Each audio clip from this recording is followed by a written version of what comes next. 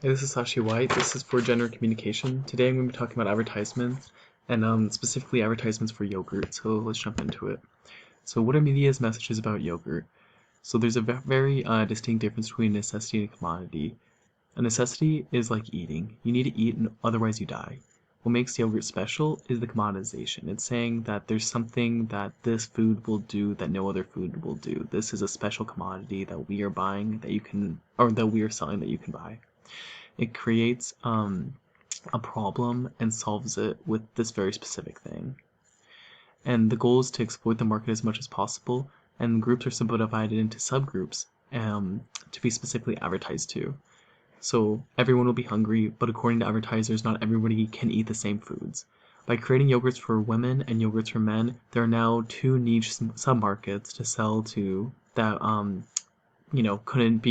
couldn't just eat this like omni-gendered milk goop. They need this special yogurt for men and a special yogurt for women. So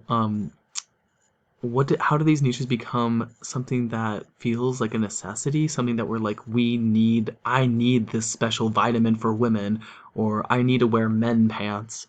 um really comes down to gendering health and gender performance. So gendering health really has to do with what it means to be a healthy man, what it means to be a healthy woman, what it means to be a healthy person under, one larger umbrella. Misunderstanding the needs that just people have in general.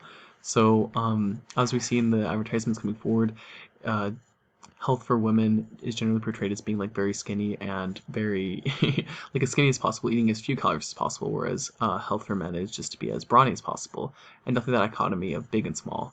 And so that's how it plays out in health somewhat. Gender performance is a term coined by Judith Butler, and it's the idea that gender isn't a fixed trait inherent to a person, but rather an aggregate of masculine and feminine actions.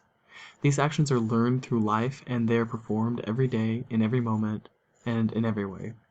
Gender shouldn't be thought of as something someone is, but rather something someone does. So with that, let's dive in to see how advertisements influence these ideas. Oops.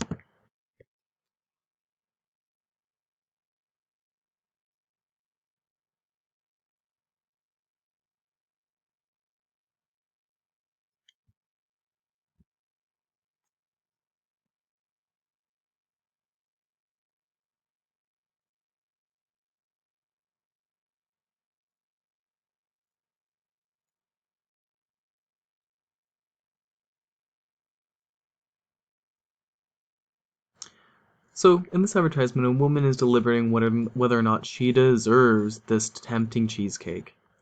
The options she's presented for herself are laughable, as if celebrating jogging in place would really cancel out a slice of cheesecake. No matter the size of the cheesecake, there's no way that would even out, and so her ideas are the butt of a joke. Like, they're the point, that you're supposed to laugh at. Then a pretty successful skinny woman makes the wise choice of eating a yogurt. Don't you just want to be like her? Well, according to this advertisement, you could be if you just buy Yoplait. So let's move on to the next advertisement.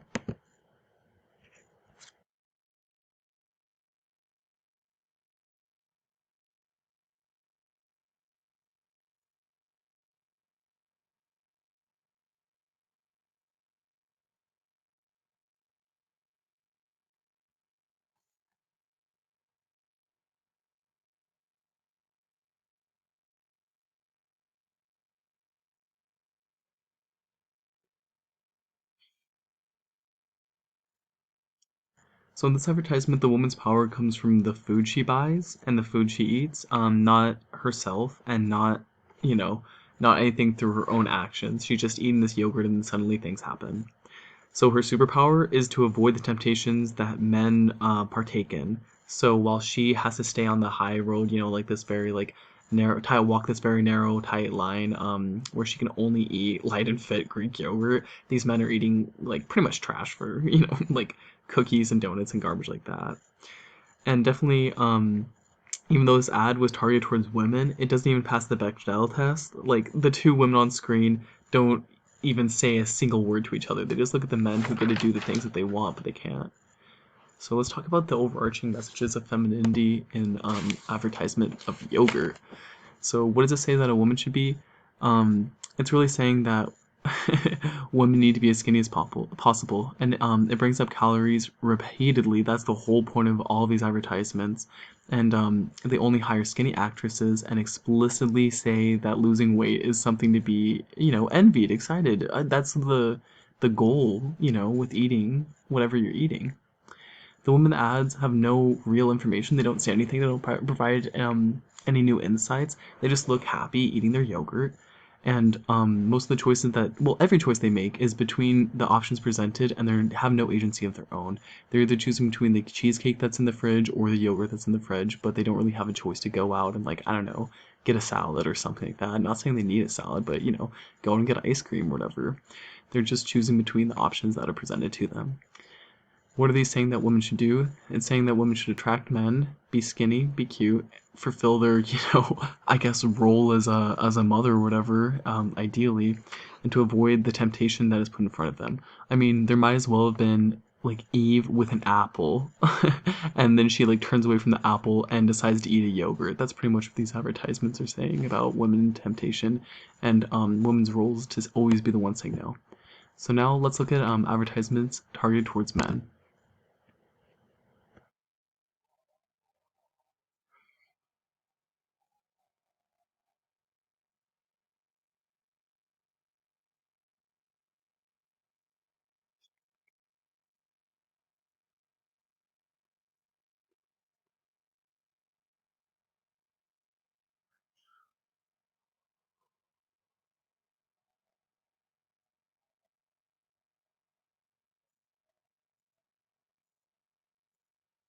So this advertisement starts with a brawny football player. Also, now that we see this football player, it's kind of good to note that in both the other advertisements, the women didn't have roles. They were just around. I mean, you assume they'd work at an office, but it's pretty nondescript.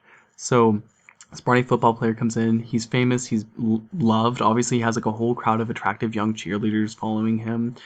Um, and he walks in and starts like dynamically talking to another man, which isn't something that we saw in truly, not just in the advertisements that I had in this presentation, but most advertisements I saw targeted towards women.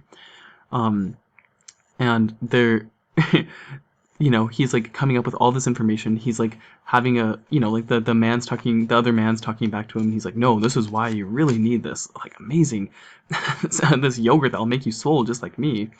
And thanks to this yogurt, even the small twiggy store stalker, he gets some action.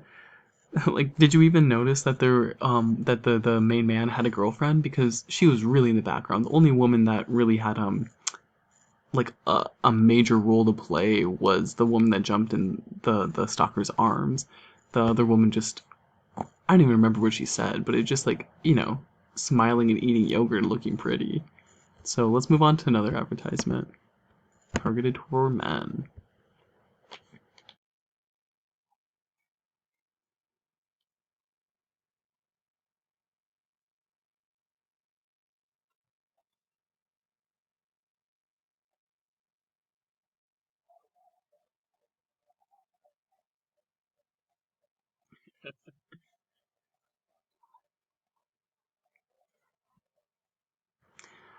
Look at how dumb and helpless this damsel in distress is. She is so foolish for thinking that she could survive in the wilderness. Doesn't she know that's a man's territory? Thank God this shredded lumberjack has been eating enough yogurt to save her and make her shirt pop off. That's pretty impressive. And just by eating that yogurt, he is ripped enough to have those crazy abs and to like light a potato on fire. Is that what's going on? But let's talk more about how these play into images of masculinity. So what do these advertisements say that men should be? They're saying that they need to be ripped, they need to have a six pack, as that powerful yogurt ad explicitly said. They didn't mention calories at all. They just mentioned the protein content, which I mean, yogurt does have a lot of protein. That is a fact, but women also need protein. That is a basic health thing that is missed. The men coming in, they're more informed than anyone else, and they're the ones leading the conversation. They present the options, and they actually are dynamic and move and go places. Um, Advertisements say that men should be winning women, going out and actually like saving them, as in the second one. Um, and they need to be making decisions and presenting options and really be like moving, making, and shaking, whereas women were much, much more passive in their advertisements. Let's compare those images a little bit more and specifically go into the dichotomy between man and woman that is, imposed by these advertisements. So man and woman, strong and slim, informed and ignorant, the best choice versus just an alternative to temptation, and definitely just thinking, going back to that Adam and Eve metaphor, that just like the women are always to avoid the temptation even though they want it just as bad as men do, but the men just have choices between many good options and they just get to choose the best of them. So this really comes down to commoditization. So saying this is a special thing that you need to get because of the special like group that you're in, and it's a very prescriptive way of going about that. It's saying you have this problem, you're too fat, you're too twiggy. We can solve this with this item that you just need to buy. So I hope that was informative. I hope that was fun. I'm going a little over time, but yeah, thank you. Goodbye.